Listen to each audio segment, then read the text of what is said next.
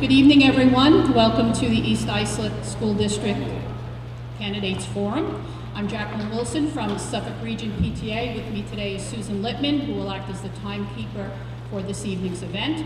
I have a number of questions here, so I think we should be able to get through most of these this evening. There are some questions that are similar in nature, so you may not hear your actual question, but you will hear something that could be a combination.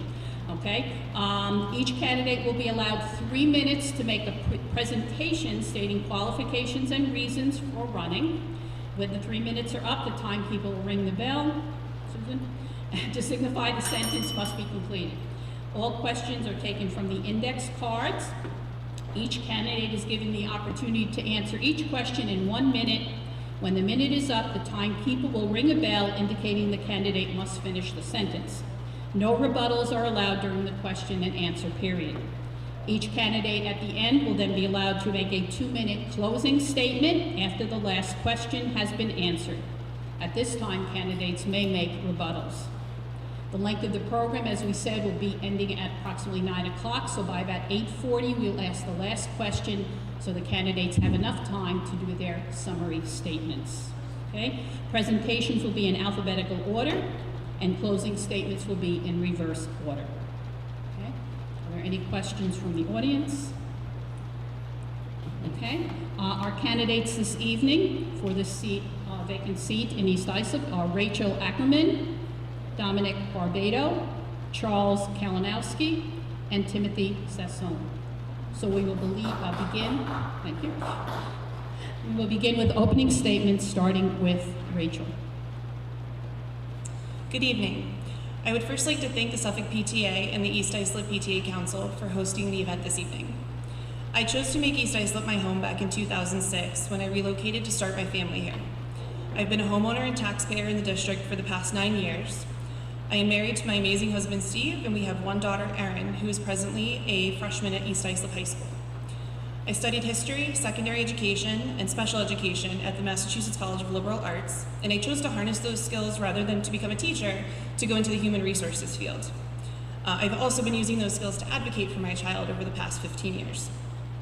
I've spent the last 17 years dedicated to developing my skills as a leader in human resources and people strategy for companies like ADP, the New York Mets, and I've ultimately found my home working for smaller tech startups. I've discovered that I much prefer that culture, at the fast pace and the ability to be able to think and react quickly at a moment's notice. Over the last 9 years, I've spent a good amount of time in the district volunteering with various school and community organizations such as the Girl Scouts, as a member on the boards of the Middle School PTA and EI MAPS, and I am presently a member of the Long Range Planning Committee.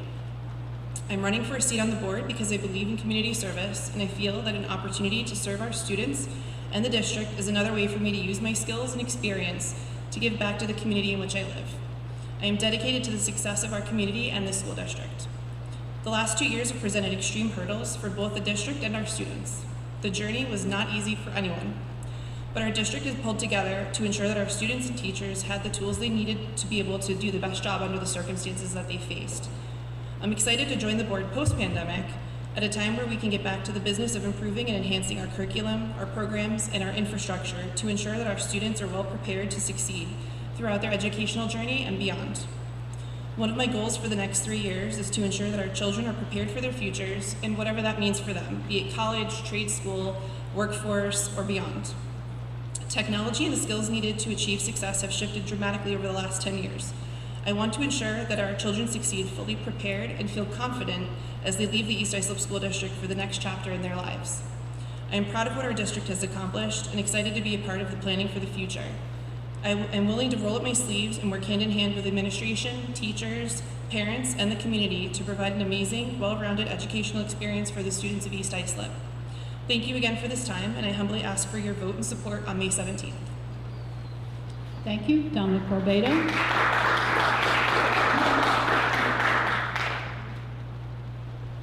Good evening.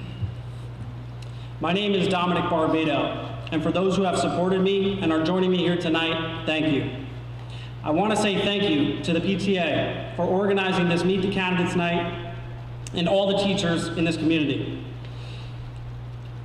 As a lifelong resident of East Islip, I know firsthand what this community demands, desires, and should receive. Having gone through East Islip's entire public education system, I understand the challenges our students and community face. I plan to keep my hopes low and my vision straightforward for the next 2 minutes. Bureaucratic inefficiencies continue to pile up as community members, parents, or students, we suffer as a mere consequence of these actions. A school board member is responsible for curriculum, disciplinary actions, grading, employee management, and other critical public organization processes. I want to take a balanced perspective to our school board, which would allow me to voice the concerns of all community members. Our fiscal budget must be guided through a more efficient operation, allowing more dollars and cents to flow into the classroom, the curriculum, and the education of tomorrow. The old way of thinking and doing has changed, but the new way of thinking and doing doesn't need to be a lot different, just more efficient and congruous.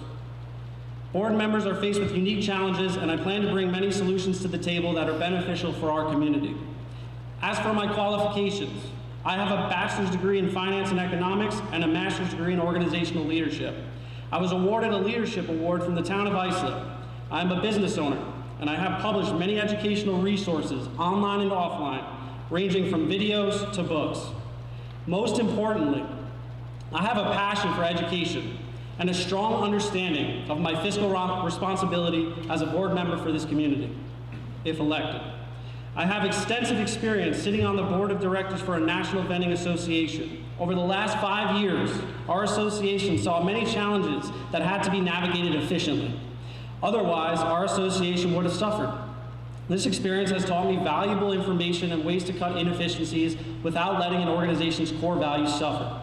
If elected, I want to take my balanced approach as a private sector board member and business owner to focus on our taxpayer dollars, diligently monitoring our spending in all areas to promote the betterment of our community and all of East Islip. I will make sure your voice, this community's voice, is heard and spoken for. Our community needs a strong voice to deliver the best overall experience for our students and stakeholders. I plan to be the vibrant energy required to re-examine East Islip's fate, direction, and future. Being free of outside endorsements or associations allows me to be a voice for all members of this district equally, with no agenda, enabling me to advance the betterment of this community without outside influences or constrictions. I have a deep desire to empower and I have a deep desire to empower and impact the next generation through my passion for education. Education is the offspring of inspiration, and we must continuously enhance our curriculum offerings to stay relevant. Thank you, and God bless America. Thank you, Dominic. Charles Kalinowski, please. Hello, everybody. Thank you for coming down. I appreciate that. For those who don't know me, my name is Charles Kalinowski. I am a husband, father, and son. My wife and I are raising 3 children in the same East Islip home in which my great-grandparents purchased in 1957. I've been a public school teacher for the past 24 years. My 2 sons currently attend East Islip High School. My daughter is a 6th grader enrolled at St. Mary's School in East Islip. I hold a Master's of Education and a permanent New York State School District Administration license. I am not an individual who gives up when faced with challenges. As a veteran public school teacher, I know that the district is the heart of the community. I also recognize the importance of being able to afford to live and attract young families and businesses to our district. Why am I running for the Board of Ed? I am running for our children, our money, and our future. I ran for the East Islip Board of Ed 3 years ago and received 47% of the vote. I was certified the winner of last year's election, only to find out there was a tabulation error that invalidated what I considered a community victory. Win or lose, I will continue to support our district and community. While attending over 90% of the board meetings, I have addressed the Board of Education on many occasions. By being well aware of my surroundings, I understand what the majority of our community members support, but more importantly, what they don't. I embrace progress while not forgetting where I came from. I believe that an effective board trustee should promote honesty, integrity, and responsibility just as we do for our own children. If elected, I will continue to find unique and clever ways to save taxpayer money while promoting programs and opportunities that focus on the children first. I repeat, the children first. I have the foresight and ingenuity to help catapult the East Islip School District to be the barometer in which all other school districts aspire to be, while shrewdly allocating our hard-earned cash for the unforeseeable future. I'm also a member of the Long Range Planning Committee. Thank you. Thank you, Charles. Timothy Sassone. Hello, is this working? Hello, is that good? Oh, there we go. All right, it's a pleasure to introduce myself to the East Islip community. I'd like to thank the PTA Council for setting this up and organizing tonight's forum. My name is Tim Sassone, and I was proud to announce my candidacy as a trustee for the School Board of Ed. I have a wonderful wife, Kelly, and our 3 children, Mickey, Eve, and Ryan, go to the high school, middle school, and elementary school, respectively. As children are our most valuable commodity, school board decisions need to be broadly focused on their interests. Therefore, I am running on a platform, not a platitude, a platform that the children come first. The children. The platform is the children. Education has and always will be a passion, and I feel a rigorous program will benefit the district. I received my Bachelor of Science from Stony Brook with a double business major in economics and a minor in European history. While working in the private sector, my passion for the past led to a master's degree in history and a career in education, where I've been for the past 21 years. As a capstone to my education, I received a postmaster's degree in school building leadership and school district leadership. These experiences make me keenly aware of items ranging from budget analysis to local and state curriculum goals.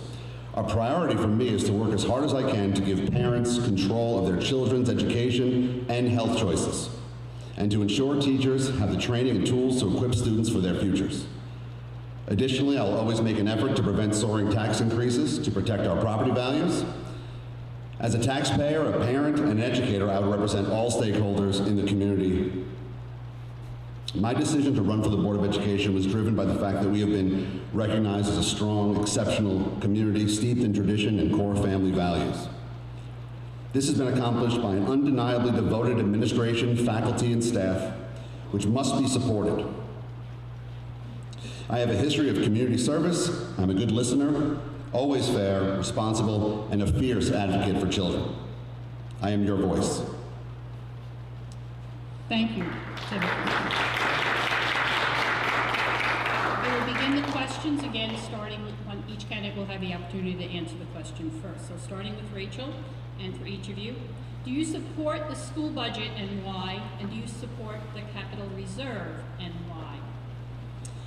Yes, I support both the budget and the capital reserve. I feel like the budget is ensuring that we are making, that we are putting forth all of the curriculum and activities that the students need. In terms of the capital reserve, yes, because there are certain projects that need to be completed, as have been addressed at the various budget meetings and board meetings, that need to be finished, things that were a part of the bond that now need to be completed. So I do support both, and I look forward to hopefully having everyone vote yes on the 17th for that. Thank you. Dominic? That's a great question, and I've been talking to the community over the past month and asking everyone what they believe is right for the budget or the capital reserve. In my personal opinion, I believe both are fair and reasonable. As for the increase in percentage, it's relatively low compared to other school districts in the surrounding area. As for our capital reserve from a financial standpoint, as a community, we've been putting money away for said projects that would come up, and there is things that need to be done, and there are set initiatives such as fixing a filter in the music wing or other things that have to happen, like a bus loop, to allow for more efficiency in children going home safely and efficiently. So right now, yes, I agree to both. But support aside, I will say this: the frivolous spending has to be looked at and watched, and the dollars and cents do matter, and that is why I'm running for the board. Charles? The answer to both questions are yes, I do. I believe the budget is fiscally responsible. It's up about 3.9 million from, it's up, let's see, from 124 to about 121. And if you take a look at it, there are some things that I truly believe can be negotiated fairly at a conservative 10%. Some of those things include equipment and capital outlay, BOCES without cutting anything, transportation, legal fees, technical services, furniture repair, debt service, and supplies. And in fact, we could probably bring that budget below the contingent budget, which is $122,370,000. That's with successful negotiations of about a 10% saving, but I do support it. I think the capital reserve proposition 2 is good. We do need some repairs at RCK as well as the pavement. They would like to do some upgrades for ACs in every classroom, but yes, I do. Thank you. And Timothy? Yes, I feel that the school budget is fair. It's at 0.93%. Basically, the tax cap allows the school district to take the lesser of the inflation value, or what the budget is, I guess you could say a tax cap or the inflation value. It looks like CPI is very high, which is inflation, 4 to 5%, around there. So basically doing 0.93%, considering all the increased expenses in gas and fuel, for example, for next year is more than fair. Just food alone, if you think about it, you guys are basically buying food and noticing the prices going up. So the school district itself, 0.93%, that's fair. The other thing about capital reserves, there was a caveat in that a while ago that the school district had to approve it, or the school voters, the budget voters had to approve this. So I feel that since it was done, if it was effective, it will basically be beneficial to the school district to do things like decay, depreciation, lobbies, bathrooms, stuff like that, of course. So it's more than fair. I think that both of these together, the school board's been working very well financially in the past few years. Our tax levy hasn't increased much cumulatively overall in the last 5 or 6 years. Next question, we'll start with Dominic. What do you think is one very pressing issue challenging the district, and how will you address it? It's a great question. I think this district has many pressing issues. Focusing specifically on one would be our direction over the last few years as a focus towards sports and not to the classroom. I believe the classroom and the curriculum is down since I graduated about a decade ago, and I want to put the focus back into the classroom now for the next decade. I think the track field, the football field, the baseball fields, they all needed to be redone and built up because we didn't have some of those when I was in school. But yes, I believe the most important thing facing this school is a future-proof digital initiative in terms of classes and efficiency. Charles? I believe that's a multifaceted, well, not question, but I think there's 3 major challenges. First and foremost, the children, they've been on computers for a long time. They need to do more hands-on instruction. I've seen that in my own classroom. I do agree that computers are important, but I think more hands-on to get them more engaged. In addition to that, I believe that we need to bridge the gap between those who feel disenfranchised. Some taxpayers don't believe they're getting a bang for their buck, so that's a challenge. And also, I think we need to keep a separation of power between the state as well as the local government. We all see what the state could do and the power they had, so we need to be able to make sure we can continue to make decisions at a local level. I think that's very important. So I think those are 3 major challenges. Thank you. Timothy? Yes, Okay, sorry. Yeah, there are a few challenges we're dealing with. I don't think sports and academics necessarily have to go, you don't have to basically lose one to gain the other. You can do both effectively. I really don't think we spend that much more money on sports compared to other districts. There might be a focus because our programs are pretty successful, but in reality, there's an ability to do both, I'm sure. We need to focus on remediation for students lost learning during COVID. We need to focus on social emotional learning big time, because I don't know if you realize it, but these students are suffering in ways in which you can't really describe unless you have children of your own or ones that go to school.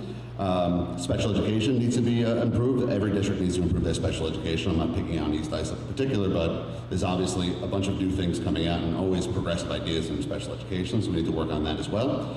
I do want to be Albany-proof and Washington-proof. A big challenge is to basically remain and create our independence and allow ourselves to do things without having to worry about any political decisions whatsoever from the state or national level.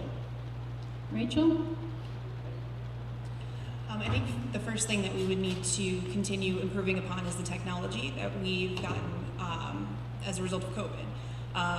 For myself personally and our family, the technology was a huge improvement in helping the success and moving forward. So I think continuing to ensure that the technology in the classroom is being utilized, that there's fluidity in how those tools are being used throughout the different classrooms with each teacher. That's one component. And then the additional continued expansion of programs within the district, such as expanded BOCES, elementary level programs that I know have been discussed by Mr. Dolan and the board previously. Things like STEAM program, music and theater programs, coding, expanded languages, additional components that students could use as they proceed into college or their careers and outward of the district. Thank you. Next question will begin with Charles. What do you see as the primary work of the Board of Education? The Board of Education is the voice of the community. Although the community elects the board, they vote for the board votes for the community. They need to be effective communicators. In addition to that, they need to be work very well with each other, and they need to know that their abilities are limited. They're not supposed to get involved with all the all the little details, but they're truly the voice of the community. You get elected, and then you vote for the individuals who elect you. Timothy? Yes, the Board of Education, I think the primary role is to work with the people around you and work with the superintendent, the staff, the faculty, and in reality create consensus. One rogue school board member can't really do much. So in reality, it's the ability to be an effective communicator to basically encourage everyone to see and reach consensus and see your point. We're basically the voice of the community, and also we oversee to an extent transparency to the limits of the state law, but in reality the superintendent and the assistant superintendents have a lot of discretion, and it's our job to kind of oversee them and support them and make sure they are doing the right things. Rachel? So in terms of a place on the board, the role of a board member is not to overstep, but to oversee, ensuring that we are setting policy, hiring and overseeing the performance of the superintendent, not necessarily to get involved in day-to-day operations within the school district, but to oversee that things are being accomplished and done. As it pertains to the community, it's ensuring that information that is asked of from the community is shared adequately throughout, and that things that are brought to the board and to the superintendent's attention are being followed up with accordingly. So it's having that partnership within the district to make sure that those things are being done and the problems are being solved. And Dominic, please? Can you repeat the question for clarification? What do you see as the primary work of the Board of Education? Thank you. School boards have a lot of responsibilities. I think one of the responsibilities is understanding the legal limits of a school board member. Going off the list, we are responsible for setting curriculum, instruction, discipline, grading, employee management, leasing, maintaining the buildings, the property, the equipment, the supplies, and also fostering positive beliefs in our students, making sure they're taken care of, giving them a voice in this community, as well as understanding the community stakeholders, the taxpayers. It really is a balance, and it's a juggling act between multiple things, but keeping that balanced perspective and understanding both sides is, the reason I'm running. Thank you. Next question will begin with Timothy. Community involvement in the schools is important. What role do you think the parents and the PTA can play? Yes, community involvement is very, very important. Myself and my family, my wife and I both done a variety of things throughout the community. We teach religion. My wife and I both taught religion at St. Mary's, coach Little League. We've done a variety of things. I think it's important that the community stays in touch with the PTA, because that is the basis or the core value of the cultural, I guess you could say, the cultural element of our community. So in reality, that reflects our desires and our wishes. So working with the PTA, working with the parents, is a very important facet involved in working with the school board. So I think the parent involvement, the PTA involvement is important, because these are the actual people in the trenches, and to have a voice with them and to speak with them and to be able to communicate with them is one of the more important things a school board member can do. Rachel? I think it's so important. As a parent myself, oftentimes hearing others complain almost to a point that they're not having their voices heard. And I say, well, come to PTA meetings and come to these community meetings. It's super important for both the parents and the PTAs to have that active role. Just being able to hear and get information firsthand, have the communication be very clear amongst different parties. It's very important. Dominic? Can you please repeat the question? Community involvement in the schools is important. What role do you think the parents and PTA can play?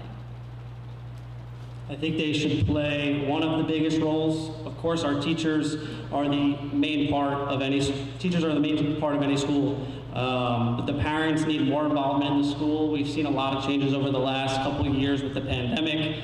And like Rachel said, I do believe people do address you. As I've been talking to the community and meeting the community members, and as I've lived here my entire life, people will say certain things about this community, but we live in a wonderful community, and just fostering that belief in the parents and having the parents involved, coming to PTA meetings, excuse me, coming to all the events that do happen on the premise here, the concerts, the games, etc., is very important. Charles? A huge role. Parents, teachers, and the children working effectively together.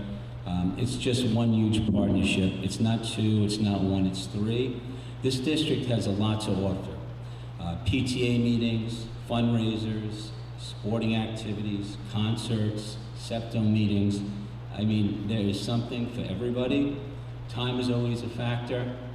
We have busy lives, but the roles played between parents, teachers, and the children is extremely important, and I would definitely encourage parents to get out there and try to be more involved. I know it's difficult with our busy schedules, but there's a lot to be said by just going to maybe one thing a month if possible. That's my thoughts on that. Thank you. Next question will start with Rachel. The teacher contract expires in June. Are you familiar with the contract, and what do you think are the most important issues that the negotiation should be focused on? So I'm familiar that there is a teacher's contract, not familiar necessarily with the ins and outs of what that contract entails. Having multiple years of experience in budget negotiations, working at the New York Mets with other organizations, biggest components that it could be comprised of for negotiation are ultimately salary and benefits. It's the biggest bottom line of any organization. And it's ensuring that there's a fair compensation that's provided to teachers in terms of the amount of percentage increases that are being negotiated, benefits that are being negotiated. So yeah, I think those two parts. Dominic? So I leisurely read the entire teacher's contract, the ins and outs of it, and I must say I should have became a teacher in East Islip. But with that aside, there are a lot of things in the contract that are good. There are a lot of things in the contract that are outdated. As Rachel said, salary and benefits are at the core of anyone signing a document that's 78 pages large. I really believe labor peace is important. Our teachers are with the kids every single day, and they are fostering, education in these kids and inspiring them to strengthen their curiosities and develop their weaknesses in every way they possibly can. And I believe this contract has to be negotiated between the president and the vice president. So even as a trustee member, if you do elect me, I will be on the outside in the executive meeting, but the president and vice president ultimately do sit with the Teachers Association, and at the beginning of being a trustee, you do not have privy to that information. Charles? Well, I'll say this. Many districts, their salaries for teachers are about 80% of the budget. This is 73%. We all know that salaries are the biggest driving factor for our budget. I believe that you need to have labor relation peace to get anywhere. In addition to that, I believe that you could always work together to find an effective way to negotiate a contract. And sometimes when you walk away, when both parties are a little bit unhappy, you got a good contract. You got to give to get a little bit. That's just my view. I'm a reasonable man. I'm an educator, but I definitely wouldn't give away the bank. Timothy? Yes, I was just going to mention that in a very similar vein to some of the other candidates were saying. As a new school board member, my role would be to, obviously not to be involved in the negotiation process, would be to look, listen, and learn, see what's going on. It would be the school board president and the vice president and their representation, along with the school union's representation. So as a whole, I would plan on definitely listening and learning a lot at that situation, because in reality, injecting an opinion into something that's behind closed doors is not necessarily the most logical thing to do or say, or not the most intelligent thing to say. I do know that about 70 to 80% of the stuff is static, because it's basically old contracts and teacher salaries and benefits are going up. So in reality, there's a little bit of stuff to work with, so it's a little challenging. At the same time, my role would be to look, listen, and learn in that situation, because the top two people from each group are going to be in there together with their representation. Thank you. Next question, we'll start with Dominic. Many of the candidates have campaigned about overspending. What specific program, position, or expenditure do you want to cut, and why? It's an excellent question. Not diving into the specifics and just talking generally about cutbacks. I don't think it's the programs we need to cut back. I think it's the inefficiencies within public education. Coming from the private sector, we have something called the profit and loss statement. I believe the public sector does too, but with money coming in from the taxpayers, it's not the same. I think looking at different expenses, utilities, miscellaneous expenses, getting accurate cash receipts and understanding where our money is going is the most important fact. Dollars and cents add up, so we need to be calculated in our decisions to be efficient and to look at programs. But I will look at programs as I get in there and see what we don't have to cut and where we maybe can add. Charles? As mentioned earlier, I don't think we'd have to cut anything. I think if you negotiated properly with some of the things mentioned earlier, you could bring down the budget a couple $1 million. And I don't think anybody's ever talking about the nice retention, and as New York State Teacher Retirement Fund, it's flush with about $148 billion in net assets. If we could effectively negotiate with lawmakers for early retirement for burnt out teachers who are teaching 30 years and have another 5 to go, you could save a huge amount of money, like big time money. And a lot of people are ready, they're done. They want to retire, but they can't. So we're talking $148 billion, up $28 billion from last year. That's huge. I can tell you from experience, because I talk to a lot of teachers, and a lot of them are ready, and they'd be happy to retire, and you get a fresh new teacher for half the price. Timothy? Can you just repeat the question one more time? I'm sorry. Many of the candidates have campaigned about overspending. What specific program, position, or expenditure do you want to cut, and why? I just wanted to clarify that, because it says many people have talked about overspending. That's not really part of my platform. Overspending is not a thing. In reality, of course, school districts overspend a little bit in every facet. It's very difficult to look at a profit loss statement because there's really no product. So in reality, you're not pumping through widgets or anything like that. You're educating students. So there's no measurable quantitative way to look at what product you're doing. So there's a little bit of an art involved in that. As far as overspending is concerned, if you were to consolidate some things, I guess you could say if there was a little bit of leeway, it would have to be like transportation or special ed or something like that, and you can't cut those things.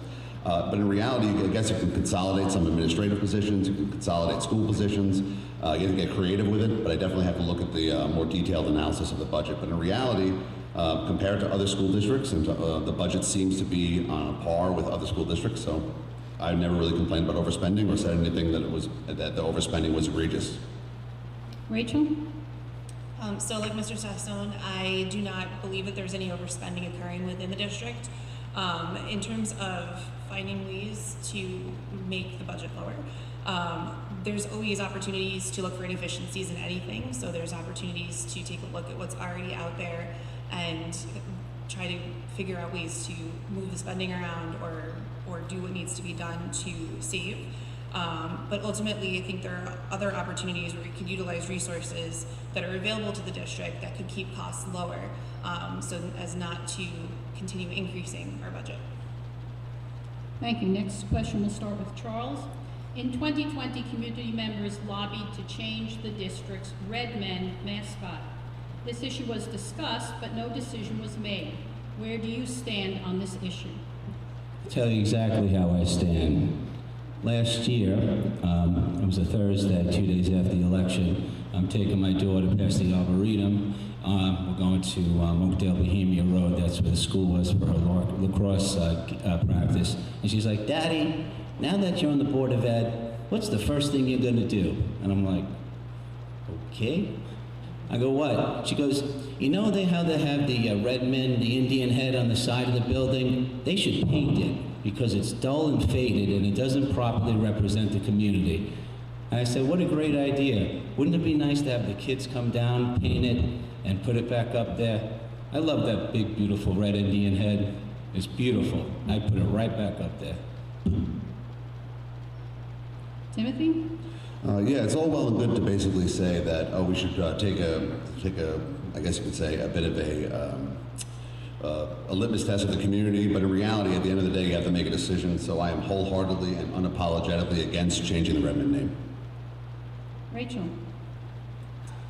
I take a different stance. I believe that the district has been taking the opportunity to phase in a new EI Pride, which is something that there's a sense of more belonging and inclusivity for folks who might have seen the mascot as being offensive. So I disagree. Dominic? So I graduated at Redmond.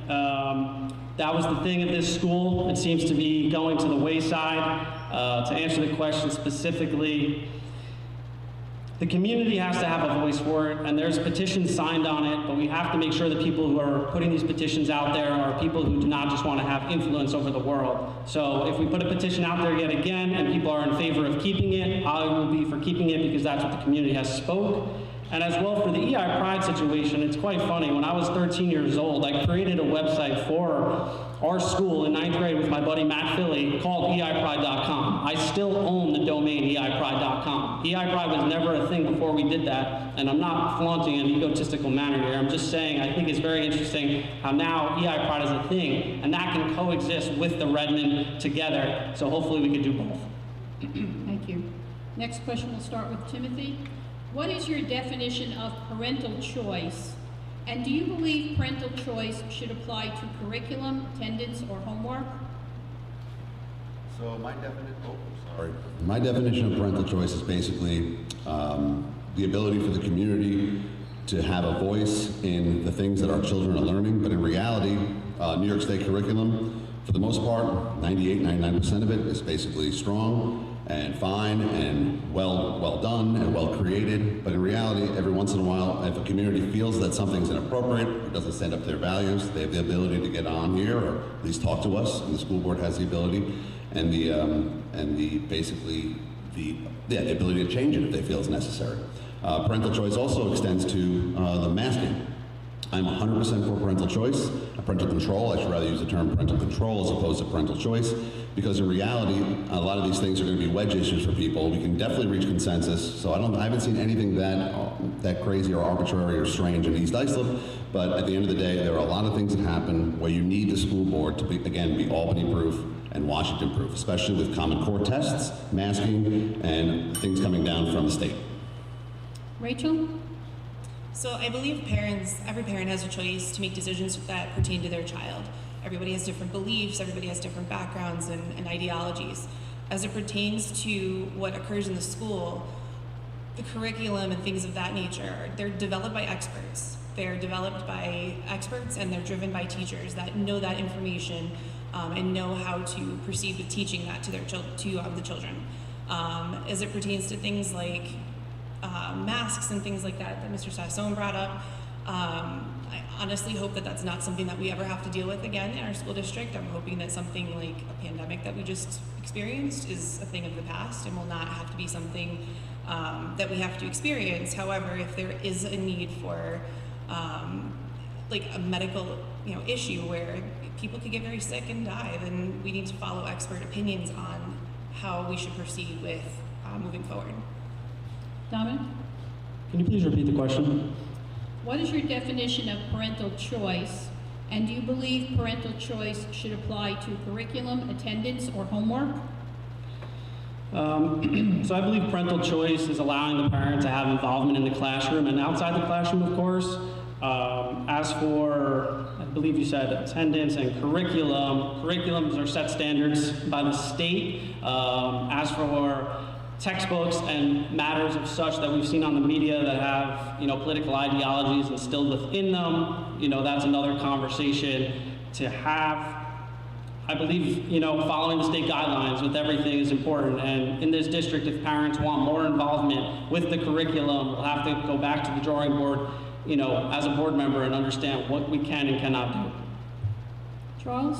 Well, if the teachers assign homework, the kids should do their homework, so I agree with the homework policies. They have a good homework policy here, it's fair. Attendance, you need to be in class to learn. I know it was different over the past 18 months where you had the virtual or, they had the hybrid, but if you want to learn, you should attend class, it just makes sense. As far as curriculum goes, when I'm in my classroom, I teach the curriculum and I don't deviate from that. I don't teach my personal views.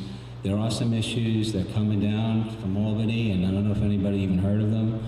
And some of it's pretty scary, and I would not want my kids taught some of this stuff in school. In fact, I don't know what teacher would even feel comfortable teaching it. And I'm talking things to 5- and 6-year-olds, and I won't go into detail, but you can check it out. It's a bill called 2548 Alpha, and it's pretty scary. I'll post it up on my website, on my Facebook tonight. But I believe the curriculum through the regions is fine, but some stuff, no, sorry. Since this issue has been asked multiple times in questions, I do feel the need to address it. And we'll start with Rachel. Would there be any reason why you would say students, staff should again wear masks? Again, as I noted earlier, I'm hoping that the need to wear masks in the school district or anywhere for that matter is a thing of the past. Working in the organization that I work in, I've become kind of like the COVID compliance officer, which has not been fun by any means, and I give all the credit in the world to the school district for having to go through what they did to ensure compliance. Again, I defer to, based on my experience and what I had to do with my own organization, I defer to medical and experts that know all of the potential risks of not wearing masks. There are people who could be, get very sick and die. And, ultimately with what just occurred, we didn't know how bad it was going to get. So again, I defer to experts when it comes to anything that I may not be an expert on myself. And yeah, that's it. Dominic? If I could do this quickly, hopefully, there was a study done where they put 100 people in a room and they put an airborne cold virus in the room. 35 of the people in the room didn't get sick. My point is, no, we don't need masks, and let's not go back to masks. And I was on an airplane when the Supreme Court judge in Florida overruled wearing masks on public transportation, and it was a thrilling moment to be on a plane, and I've traveled a lot over the last 3 years, to be on a plane without a mask and have my own choice, my own dignity, my own health in my hands. If you don't go to McDonald's every day and you're healthy, you're not going to get sick. You just have to take care of your mind, your body, and your soul. So, Charles? Seeing those beautiful smiles again, it was wonderful, really. Masks, I saw them as a barrier, but to me, as to the educational process. There's going to be a lot of implications for years to come for some of these young children. Exponential years at that age, 4 or 5. We're going to see some problems with speech. Some kids, they can't read properly, and I say no to masks. The one day that we were allowed to take them off, East Islip and West Islip, they stood up strong together, and I applauded them publicly at a meeting. 72% of the community that spoke at that meeting wanted mask optional. I was one of them, and so was my family. So if they can legally say no to masks, I'm all for it. No to masks. And Timothy? Yes, I understood, at the outset of this disease, it was scary, it was crazy, and in reality, people were concerned, people were dying. So I get why the school district wasn't sure exactly what to do, but in the face of overwhelming evidence, and also you can watch what was happening in other states, particularly in Florida, you would be watching kids that were unmasked and starting school while our kids were losing instructional time and being masked, and nobody was doing anything about it. And these were the experts, by the way. So the experts at curriculum and the experts at health were basically, they were wrong as far as the health is concerned, because the effects of wearing masks with children especially are negligible. And basically I would be in no way in favor of bringing back masks in any way, shape, or form. Start with Dominic this time. What instructional program is one that our district does not have currently, do you think we should develop?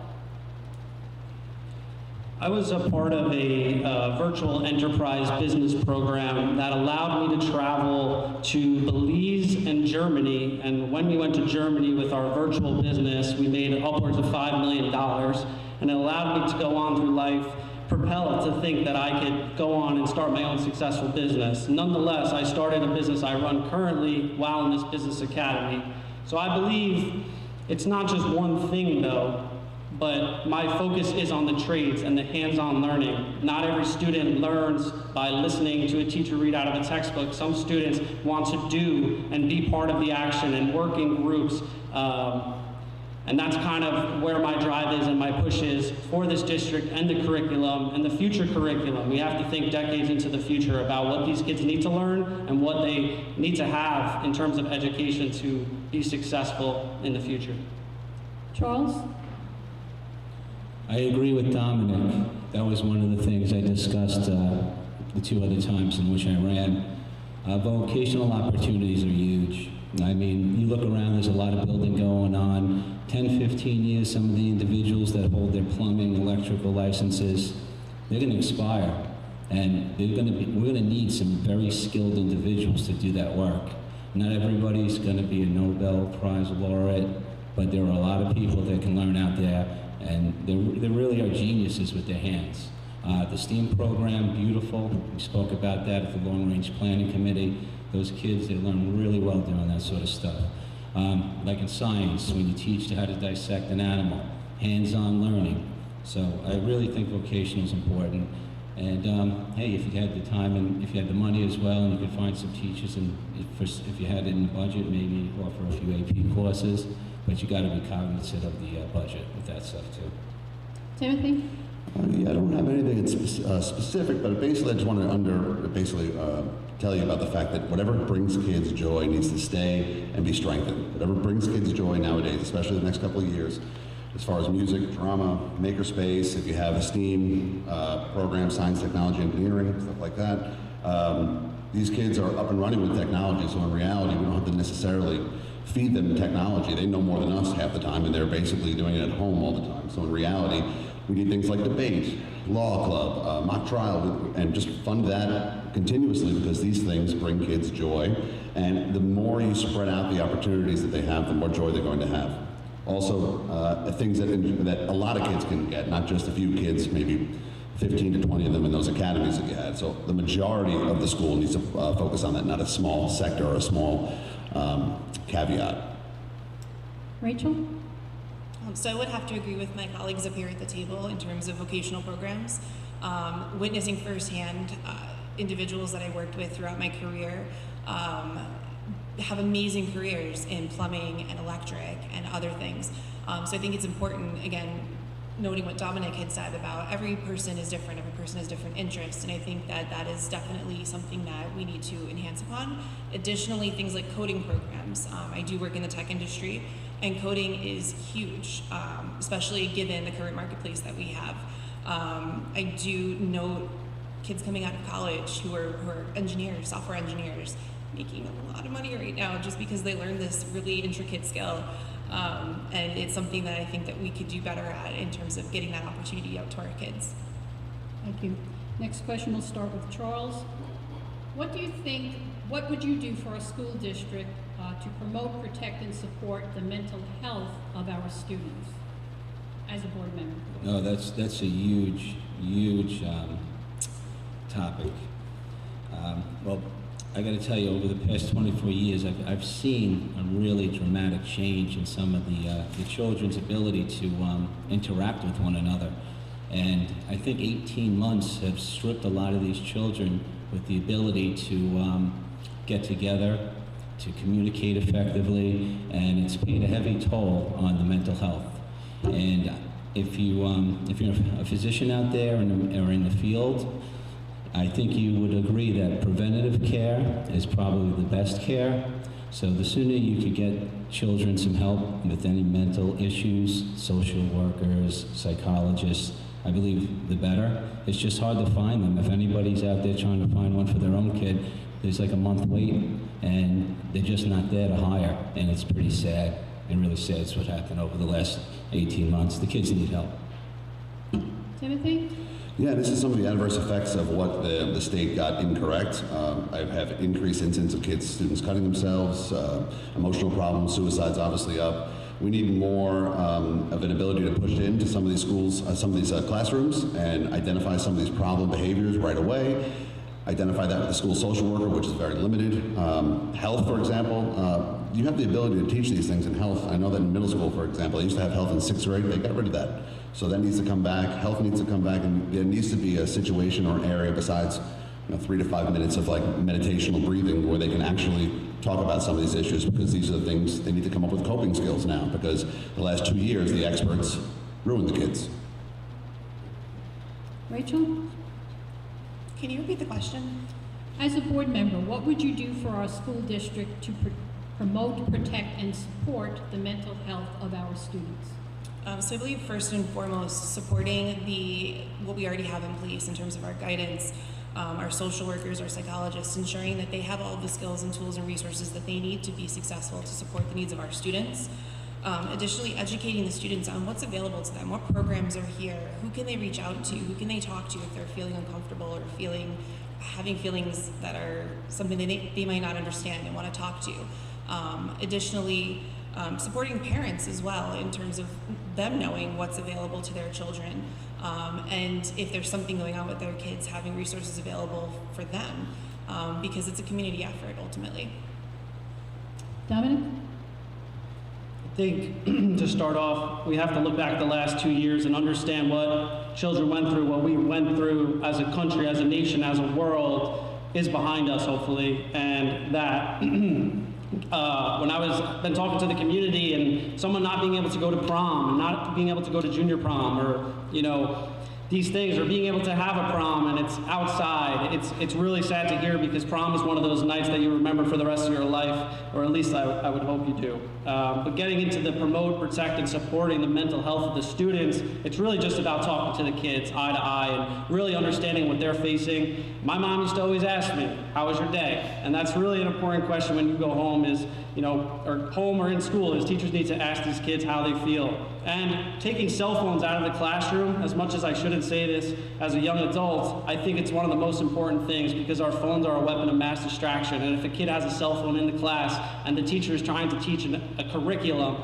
it is a very hard distraction. And I think that's a challenge as well. I agree with Tim, meditation classes, 5 minutes of understanding yourself and introspection can go a long way.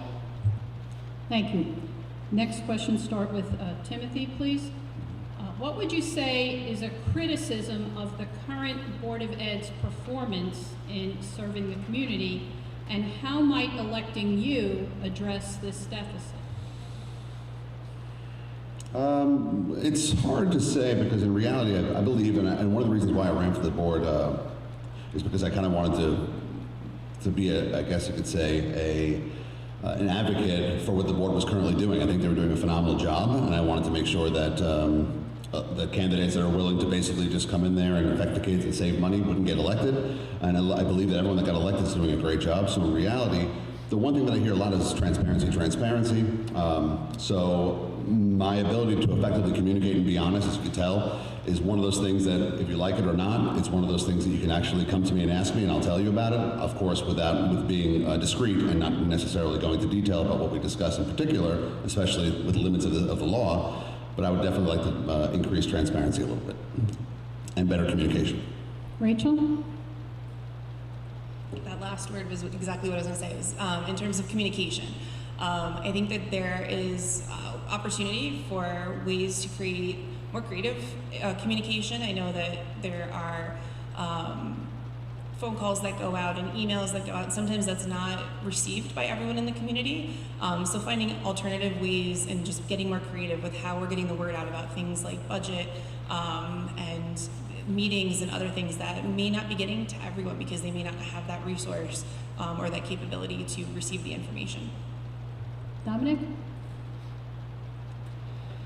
Currently, I don't have criticism per se. I think there are things that trickle down below the board that need fixing in terms of bureaucratic inefficiencies, which I've mentioned in my open statement. You know, inefficiencies do happen in public sectors, I understand that. But how things and information and, you know, fiscal responsibility trickles down onto the administration, the employees, everything within a district is important to look at. If I was elected, I think the biggest thing to kind of do is to streamline the communication between the parents and the district. I've heard many parents saying that it does take some time for some emails to be responded to. So if we have a way to figure out that inefficiency and streamlining it, then we can help parents a lot quicker and help the students nonetheless, because they're usually reaching out about their own kids. And Charles? That's a great question. I'm going to give you a concrete example. I've never seen so many people show up at a board meeting except when there was the mask mandate. This board listened to what this community was saying. They wanted mask optional. I brought up a point. If the Board of Ed does not follow the law, they risk losing that position. And then you have a state appointing board members for us. Now you lose your entire ability to elect individuals to represent your local community. That's not a good thing. So I applaud them for that. The one thing I would ask is maybe to try to work more and negotiate policies with the elected officials that better fit our community. It's a tall task, but it's something that I believe we could work. But I've applauded the board many occasions, and I thought they did a good job, just my personal opinion. Next question begin with Rachel. How can we increase inclusivity through programs for our kids that are classified?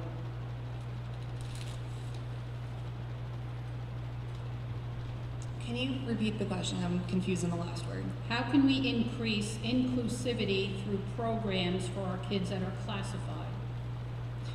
I mean, ultimately, increasing inclusivity is creating a sense of belonging for all children. So no matter what their background is, where they come from, ensuring that all of the children feel like they belong with whatever program they're a part of or whatever class they're a part of. Okay, Dominic? I think this is an important question that many districts do face, and inclusivity can go beyond just kids that are classified. But I did like what Rachel said about belonging and understanding that we all do have differences, we all do have different opinions, backgrounds, etc. So the easiest way to kind of increase it is to foster positive beliefs in the students, and the students are the ones that will push the beliefs on other kids, or not beliefs, but the students will be the ones that promote understanding among everyone. And you know, we can't have kids being left out regardless of who they are. Charles? District already does that. It's called push-in classes, inclusion classes, and the teachers have the discretion to do what we call multidisciplinary lessons, where you try to find the strengths and even the weaknesses of students. And it's a great way to accommodate it. So this district is already working on that, and they've had that going on for a long time, like many other districts. So that's already happening here. Timothy? Yes, I believe you're talking about classified students as far as having 504s or IEPs. They definitely need advocates. They need to be in a least restrictive environment, better life skills courses. The director of special ed needs to make sure that they're not completely isolated, that there's definitely interaction between self-contained classes, ICD classes, and the school district at large. There can be community programs they can get involved in. Like I just went to the autism run the other day, and you should have seen the support there. It was phenomenal.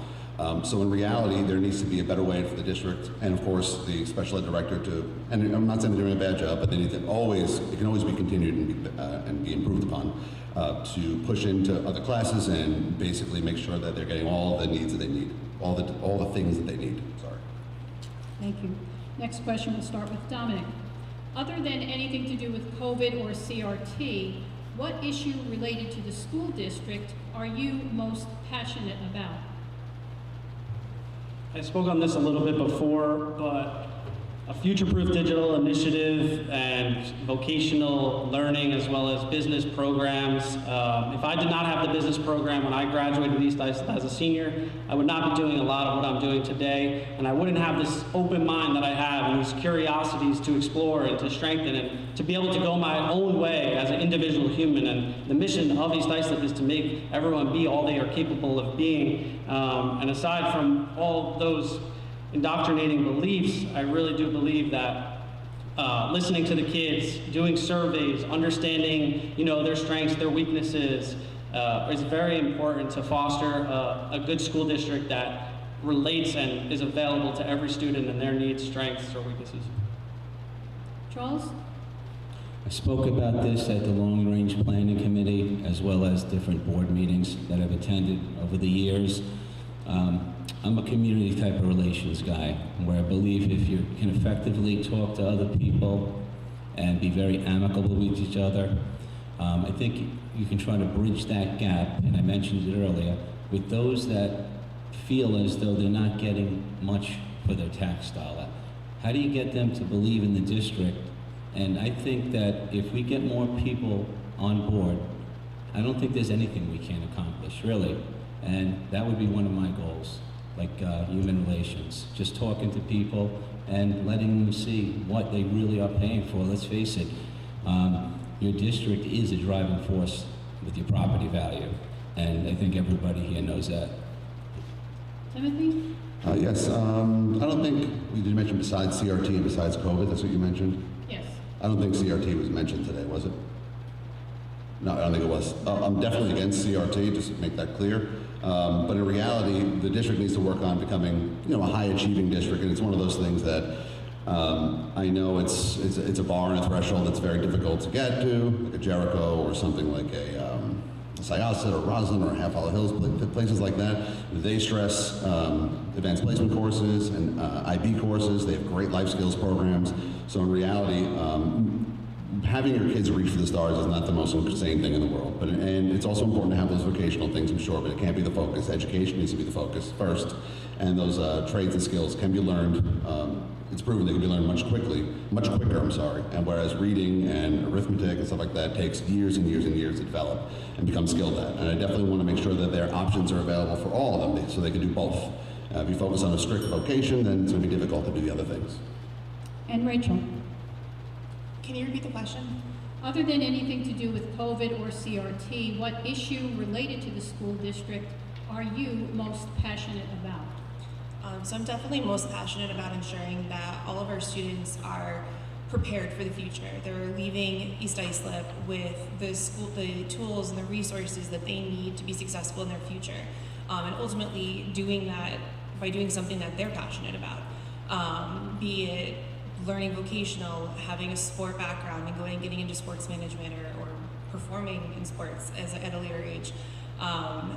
Music, theater, coding, I go back to that just because that's my nuance right now. Anything, whatever they're passionate about, ensuring that they have all of the skills that they need to be prepared, and that they're happy in doing that as they leave here. Thank you. Next question will begin with Charles. How could the district begin to recognize and support academic teams the same way we support and recognize sports teams? They have been recognized then. I can give you an example. They had something at the last meeting where the children were speaking on a smart board, and they had recognized the students' ability to learn how to speak. Okay, so that was something they recognized. In addition to that, they have, I believe, different clubs. I know they have like a mock trial club. They did have something that wasn't so much academic. It was called the Breakfast as Champions, where they recognized children for doing things that were kind. And that's something I'd have to think more about, to be honest with you. I don't have a definitive answer. That was the best I could do, and I'm just telling you the truth. Timothy? Yeah, again, I don't think, as I mentioned earlier, I don't think that sports and academics they don't have to basically compete against one another. I believe you can have both. I think it's just more of a cultural thing here. in our community, basically that people come out for the sports teams and support them, but I think there's a better way to support things, academic programs and music programs as well, and I know that the music program is phenomenal. My music teacher, friend at my school basically said, oh my God, they have a great music program over there. And they didn't really know that too much, so I did a little investigating and I saw how great it was. The Broadcasting Club just won a bunch of awards. The mock trial team's phenomenal. You have to have a way to publicize that and have to be a way to communicate that to the, obviously to the community in a much more effective manner and celebrate it a lot more and have days where you can make announcements and things like that for these academic teams. Again, I'm a geek at heart, I love sports as well, so again, you don't have to basically you don't have to choose one or the other in reality, you can do both. Rachel. I think this is a great opportunity where the community can get involved, and that one example that I'll give you is early on this year we had an EI MAPS meeting where I believe a member of the EIABC had attended and had asked, is there a way for us to kind of cross getting both groups together and supporting each other? And I think that there's an opportunity there where our parent organizations can support our children and encourage them in supporting each other more.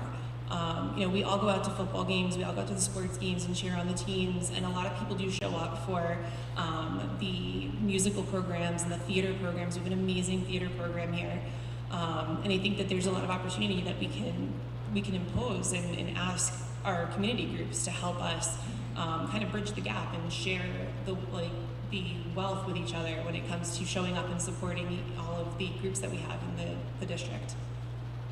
And Dominic? I think that's a great question, and the most important part is just really listening and learning, and that's what I want to bring to the board. But in terms of the academic clubs, I was in a bunch of them. I was in mock trial and all the other ones. I mean, it was a decade ago, but offering more clubs, extracurriculars for the students that want to stay after, that don't necessarily have the sports drive to play in sports. We can focus on both, but at the same time, the focus has always been on sports. And I think the academics and the extracurriculars and the kids who, do thrive in those type of environments need more, deserve more, but it has to be in a fiscally responsible manner. And hopefully we can do that. And it is, of course, a balancing act, as I've mentioned. Next question begin with Timothy. Important to a board member's responsibilities are their standing for students and for the taxpayers. Do you think it is important for a member of the board to have a student in the schools and or to pay taxes that they are approving for the community vote? Yeah, of course, having that unique perspective or being a stakeholder in the community allows you to make a decision that emotionally affects you personally. So in reality, if you're making these decisions and it's basically affecting a cohort of people or a part of the community that you can't identify with, in reality, that's not going to be an effective leader. I believe overall having 3 kids at all 3 levels makes me, I guess gives me a little bit of an insight into Regents exams, for example, honors classes at the middle school, the programs that one program my daughter's doing right now in math. She's having a phenomenal time in math right now because she's making me aware of all the push-in and pull-outs that are going on. So there's a lot of good things happening, and I'm aware of all of them, and I think it's an important aspect of being a board member. Rachel? I'd have to agree with what Timothy said. Yes, by having a student in the school district, you get a firsthand view of the importance of what's going on, be it from elementary all the way through the high school level. You see what programs they're being included in, and ultimately where all of those dollars are going into. As a homeowner, I mean, ultimately it's hitting our bottom line as well. So it's important for us to have kind of ownership of what's happening here with the school district and how it's going to impact us directly. Dominic? I'm the only candidate that doesn't pay taxes here in this district, but I'm also the only candidate, or maybe I'm not the only candidate. I've lived here my entire life, and as everyone who's mentioned taxes here before me, no one has mentioned fiscal responsibility when they promote different programs and curriculums. So, as well, I believe not having a kid right now, hopefully sometime in the future, allows me to have a voice for all kids. I don't have special interests. I'm not looking to promote my kid to do something. I don't want to give him a fancy award or anything like that. I want to give every kid the opportunity to feel justified in their actions and to become all they are capable of being, which is the East Islip School's mission. As for running for the Board of Ed, All you have to be is a qualified voter in the state of New York, live here for longer than 30 days, and be at least 18 years old. So the reason for this question is interesting. Charles? Important to a board member's responsibilities are their standing for students and for the taxpayers. Do you think it is important for a member of the board to have a student in the school and/or pay taxes that they are approving for the community to vote? I think it's important, but not necessarily something that you have to. I mean, there can be a lot of good decisions made from somebody who is not a parent and not paying taxes. They can be well aware of what's going on. I know I would be a parent first, a board member second. I think it might help a bit because you know how it feels to pay the taxes, and if you have a child, you're more aware of what's going on in the district because you can ask them. But I would have to say having a child in the district and paying taxes could have its benefits, but also maybe it could have things that wouldn't be beneficial. It can go both ways depending upon the person who's on the board, I guess. Next question will begin with Rachel. If a new curriculum or program is proposed and brought to the board for approval, what factors would go into you deciding on whether to vote or fund it? A few factors. Is this a curriculum or program that is needed, and is there backing, like what's the data to support the need for that program, or the ask for it? Is there money in the budget for it, ultimately? Where can we either reallocate resources to fund that, or have the additional funds to support that program? Dominic? Can you repeat the question, please? If a new curriculum or program or activity is proposed and brought to the board for approval, what factors would go into you deciding how you would vote and fund it, whether or not you would vote and fund it? My entire reason I'm running is for the community. I want to see this community thrive, and I really think having no outside agendas, no special interests, no kids in the district, I can be a conduit for the community members who want to have a voice in what is in the curriculum and what is not. But I will say any type of political ideologies that are in a curriculum, they should be overlooked. And I know as a board member, your responsibility is to approve curriculum. So I will stand with the community on what they believe the students need, and I will address that in a manner which is, balanced on all sides of every student in this district from an individual standpoint. Charles? Well, the first thing you got to look at is if you have the teachers to teach it, because there's a teacher shortage. Second, do you have enough students to even create the class? And third, do you have the money? So those are three primary factors that go behind it. Also, does the community even want that curriculum or class taught in their district? And that's, I think, a huge factor as well. I would definitely speak with board members about that, and probably Mr. Manzo as well, because he's the one that, he's the assistant superintendent for curriculum. Timothy? I'm sorry. Yeah, so in reality, the programs would be based on interest, obviously, but I think I want to get to the curriculum part a little bit. And I think it takes a keen eye to be able to look at political ideologies, especially in curriculum. It's not so obvious right away. It could be the devil's actually in the details. If you look at it a little bit, you can actually see little elements of indoctrination kind of trickling in there. But of course, I wouldn't just be looking at it myself. We'd have these discussions in particular. Something that's not exclusive, something that doesn't basically make people, for example, like the police or something like that, or any other marginalized groups feel inadequate. It doesn't make people feel guilty. It doesn't make people feel guilty about their race, their ethnicity, their gender. So you got to look at something that is inclusive and it's free from political ideology. Thank you. Next question, start with Dominic. School board members are supposed to operate by putting their own political views aside. Will you be able to fully do this when tough decisions need to be made if you're being backed by public groups with political ties? The last part of that is hard because I have no backing, endorsements, there's no associations behind me. I'm a free-minded individual who's lived in this community his entire life and just wants to see the best for the kids and the community stakeholders in terms of taxpayers.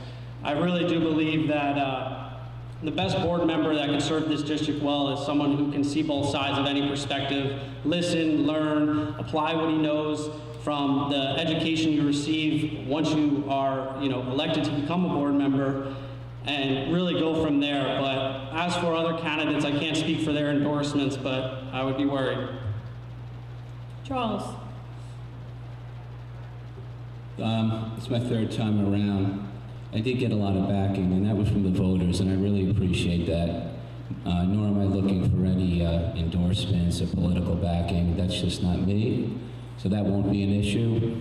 If something did arise and I thought there might be a problem, I would probably abstain from any votes that had to be made. So I'm putting the children first, not my own beliefs. And you know what? I've listened to this community for a long time, and I heard them loud and clear. And I truly believe I have an understanding of what the overwhelming majority of this community supports and what they don't.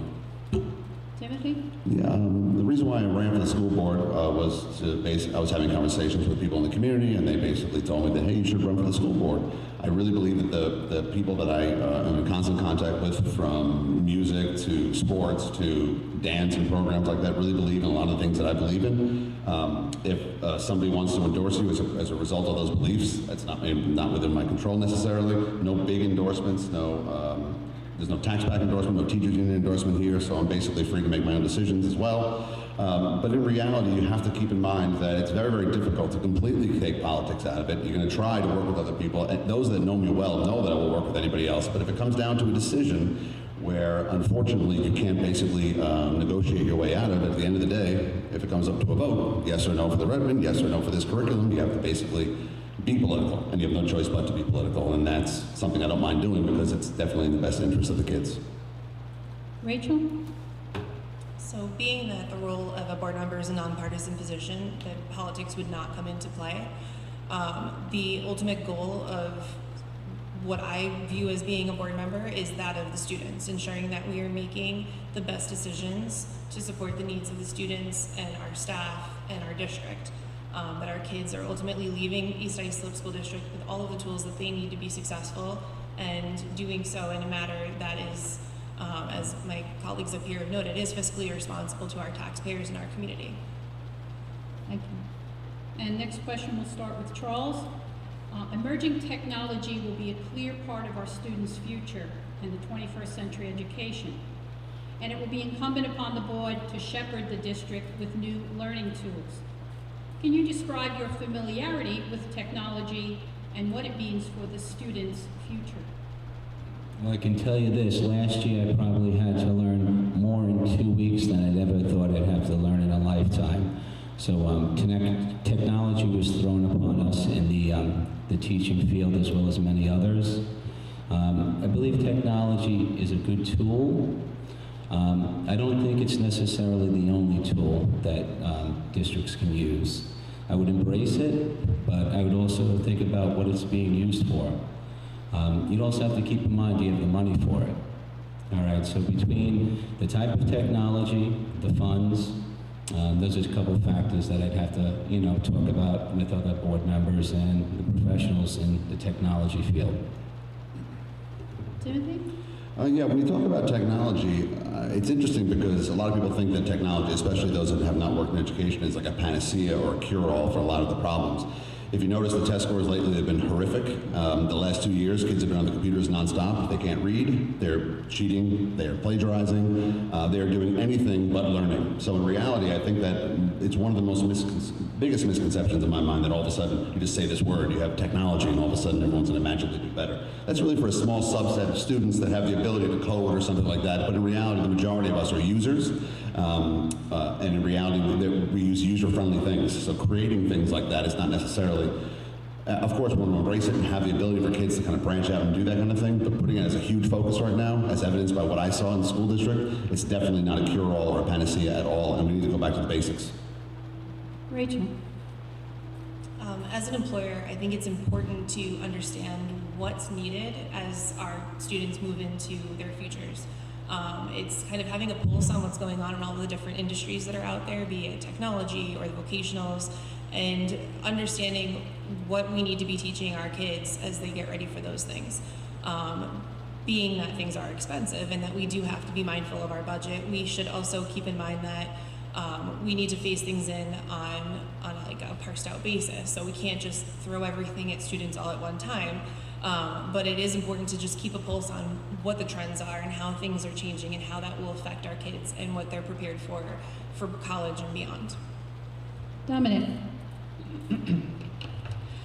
Because of the pandemic, we were able to, or I guess the taxpayers were able to afford Chromebooks for all the students in this district, and that was a great thing because then kids could be at home and learning, whether they were retaining 10, 20% of that information, they were still learning, while many other districts were probably struggling to put kids back into the education part of things. I do know technology does exist within this community inside the school, and one of the things that I am running on and proposing this year is a future-proof digital initiative. So I think that is where the focus has to be, kind of looking at every class we have and making sure those classes are involved, or some of the classes are involved in the technology world. Every kid has a cell phone, and a cell phone is a distraction, but distractions come from the access of it. So we can shut down a Chromebook after an hour or 30 minutes of being on some type of specific site. It's really all about focus and how we're using the technology to hone in the crafts of our kids in this district and beyond.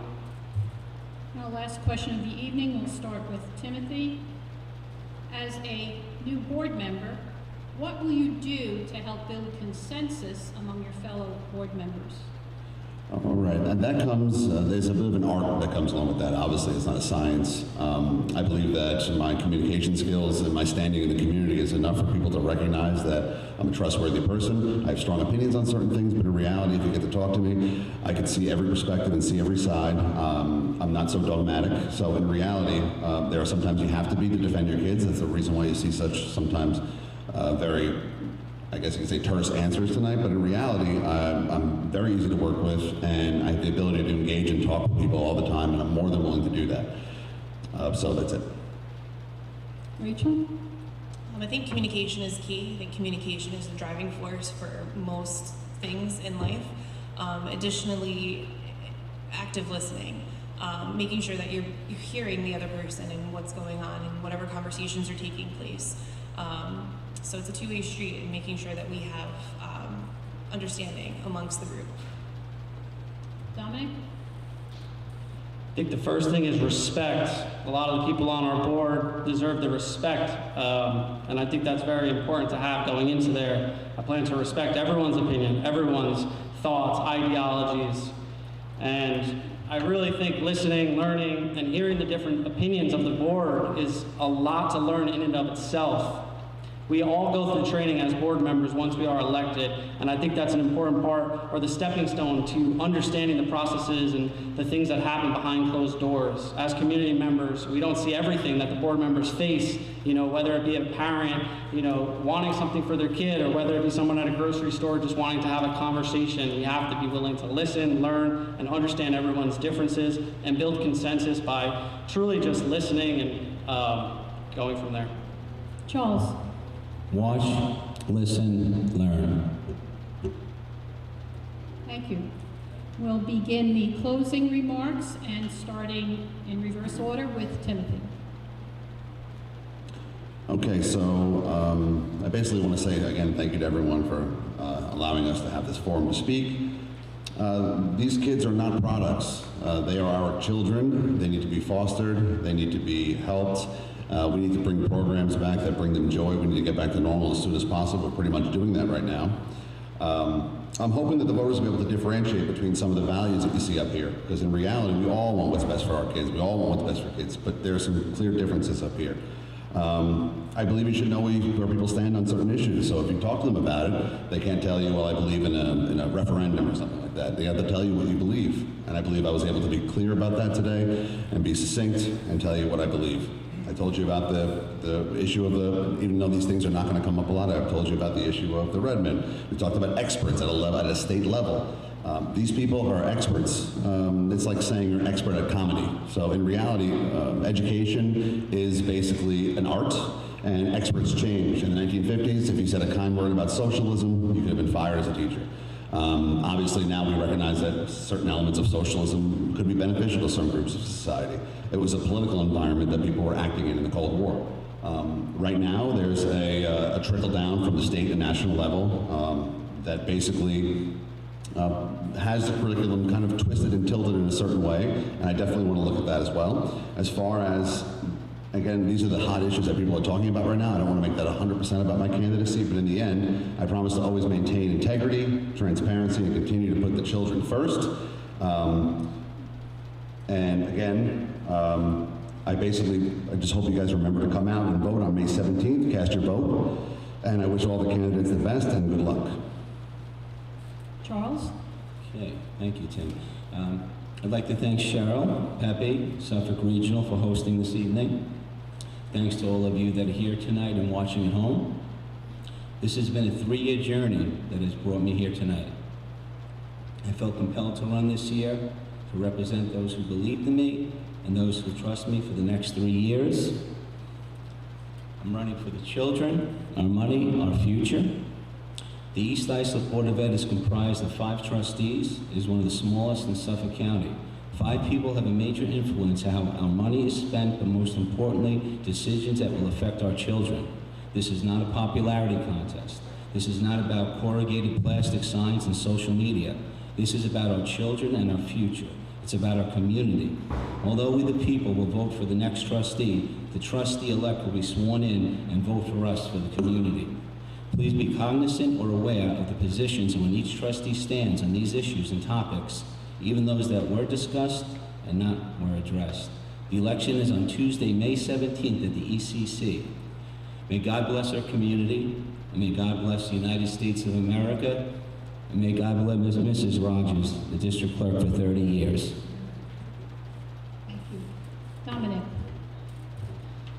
Thank you for putting this Meet the Candidates Night together. As always, it is a wonderful thing for the community to learn more about us. But as for my vision for the East Islip School District, I want to ensure a healthy fiscal budget, more curriculum offerings and activities for all students, and a future-proof digital initiative, as I've mentioned. East Islip will continue to thrive if we focus on cutting wasteful spending and putting the students, parents, and community members at the forefront of all of our decisions. As a business professional for the last decade and a board member of the National Vending Association, I know firsthand what it takes to work with others and analyze financial information and diligently and confidentially maneuver an organization to financial success.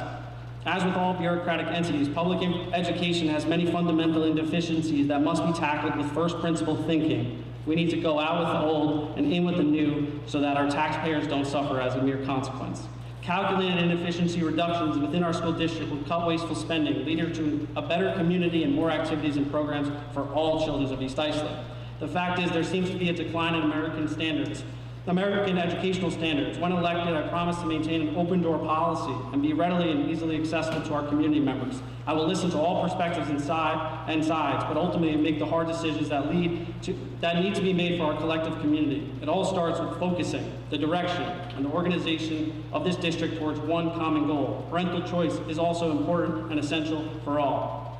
Students must be challenged and pushed to their individual limits of what is possible. The classroom must be free of political ideologies and allow students to express their individuality wholeheartedly without dogmatic thinking. Finally, we must streamline our processes in this district with a digital infrastructure that will keep our neighborhood strong well into the 21st century.